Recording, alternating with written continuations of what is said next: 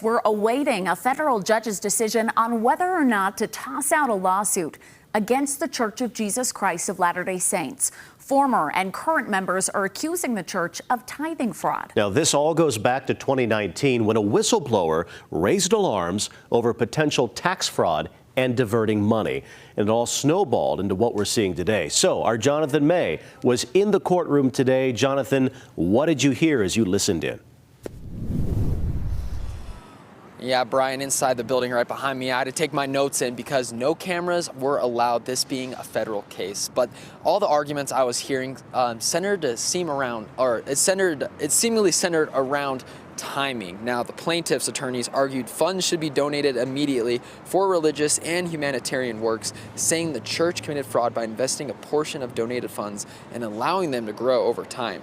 The defendants argued church tithings go into their investment branch is important to their long-term goal. Plaintiffs are wanting a class action lawsuit which may involve millions of other members of the church. The defendants counter saying it would violate the First Amendment by forcing the names and identities of members of the church giving tithing.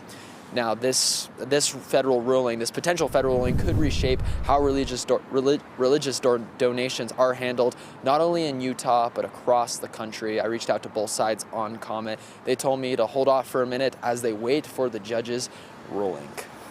Hey, Jonathan, question for you on this. You mentioned how the ruling could possibly reshape how religious donations are handled. Can you tell us, what does the church have to say about that?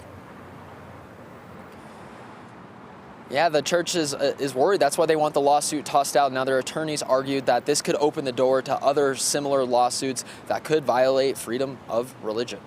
Okay, Jonathan, thank you. We will continue to follow along with this as it develops over the next few days.